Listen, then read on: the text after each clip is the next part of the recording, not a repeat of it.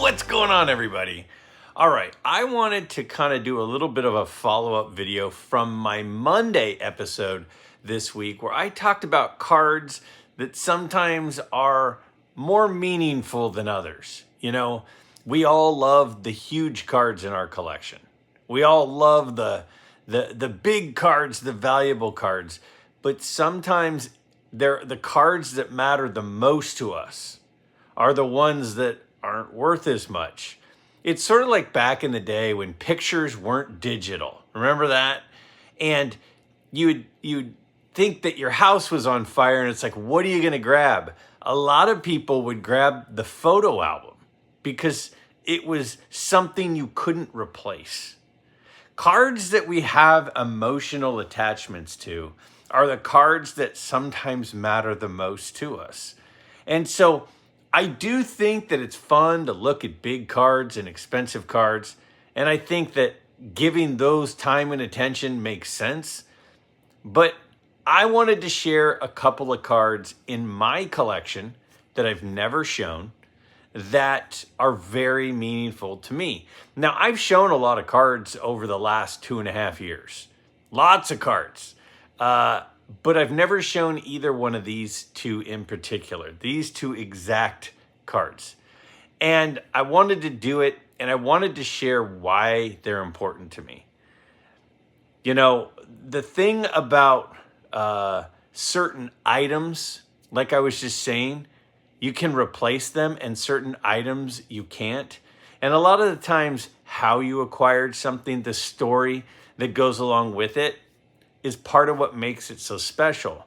If there's something that your grandfather gave you as a kid, it might be a treasured possession now, even though it wasn't a treasured possession, or at least you didn't know it would become a treasured possession. That's part of the emotional attachment to cards. And that's one of the things that I think makes vintage cards special. You know, a lot of the modern hobby has a lot of, it comes in quick, it goes out quick. And that's part of the hot potato game is part of it. I'm not bashing that. But when I was a kid and I was collecting, modern cards, it was the same way. You know, as quickly as Kevin Elster was no longer the card to get, as quickly as, Kevin Moss came in and went out, or, whoever the new flavor of the week was, it didn't mean as much at times as those cards that we acquired in a special way or we have a special connection to. One of the cards I'm going to show you here, and I'm going to show you two cards that are super special in my collection, and then I'm going to show you what for me on my budget is a big addition to my collection. An expensive, for me, anything over, I don't know, $100 is a pretty big pickup. Well, I spent more than that on this card that I'm going to show you here in a minute. But the two cards in particular that are super special to me, again, the cards aren't very valuable at all. I mean, combined, they're probably worth less than $5. But it's about how I got them, and it's about the meaning behind them. So let me go ahead and show you the first card that's really special to me and why it's special to me.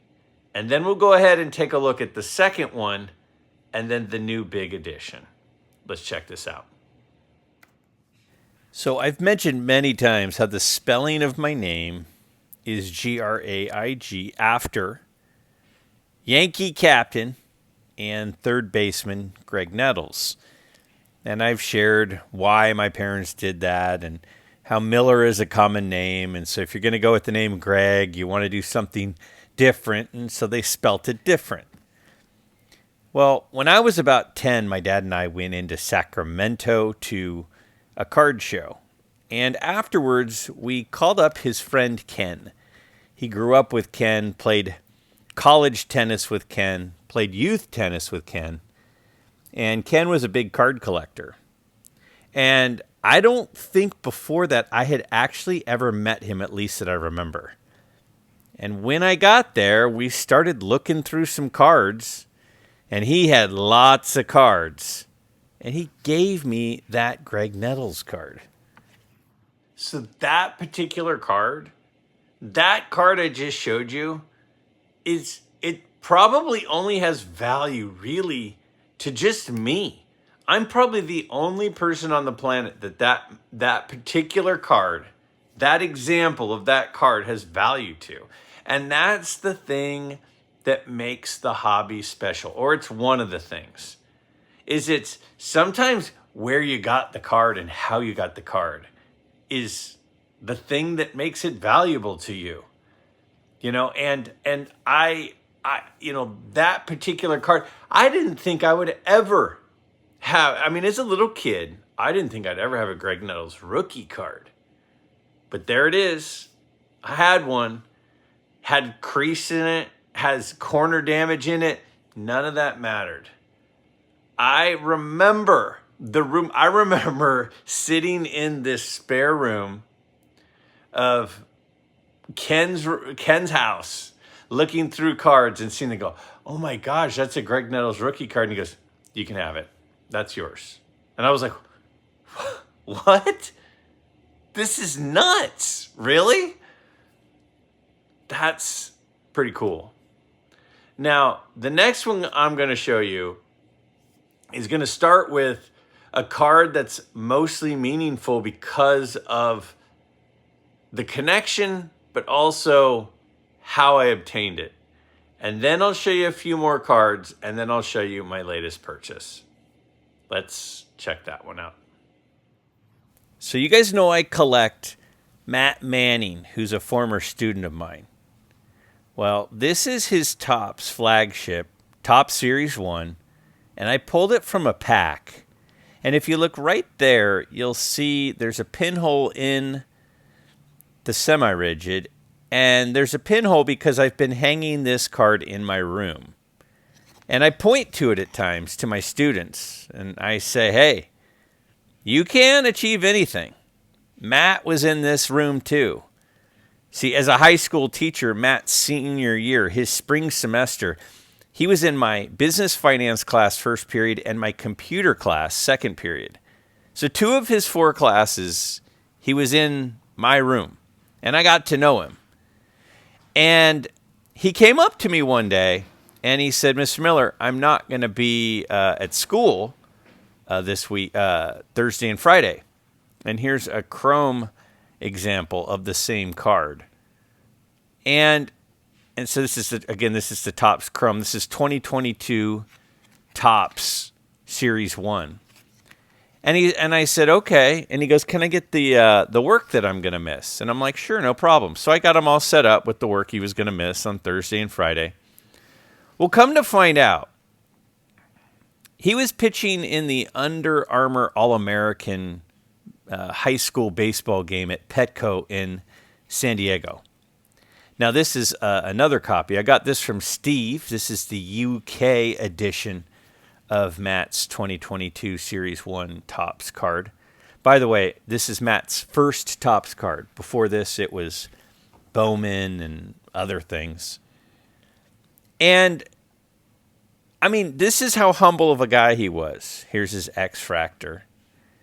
That Matt, he's pitching for in the All-American game at Petco on TV, which I actually found out later and watched him pitch an inning live. And he didn't even tell me, hey, I'm going to be at the All-American game. He just said, hey, I'm not going to be here. Can I get the work? When I pulled his card out of a pack, do you know how cool that is? How cool it is to pull a card out of a pack of someone you know and knew when he was 17. Here's a gold Ray Wave. This is out of 50. So I just thought it was so cool to pull his card, my former student's card, out of a pack. That original, just base paper copy is super special to me. So I started to collect some of his other ones of the same card, especially the Chrome because they're beautiful. Now, some of these were given to me by some of you, which is why I put the names on the back. But that gold Ray Wave is amazing. this gold out of 50, this is the true gold out of 50. So his first Bowman Chrome card, autoed, I've been collecting. But then ever since I pulled this card out of a pack, I've been collecting this too.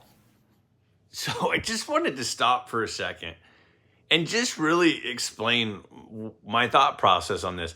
I mean, here's a kid I knew when he was a kid. I literally went to high school games and saw him pitch as a high school kid. 2 of his classes, half of his day in high school, his senior year, spring semester, the end of the year, he spent in my room. We got to know each other. I see him on the field. Right after the school year ends, they have the draft. And he's picked 9th overall of the first round. He's the 9th overall pick in the first round of the MLB draft. And 3 weeks earlier, he had been sitting in my class for 3 straight hours. Now, again, Matt's a great guy. Humble, like I just shared. You know, a year or 2 ago, I shared that we went golfing and he brought me a game-used jersey, which he signed for me and gave to me. It's not the same jersey as the one on that card, but it's the same design. It's the gray jersey. Now, how do I know it's not the same one? Well, the one that he gave me is from the 2023 season.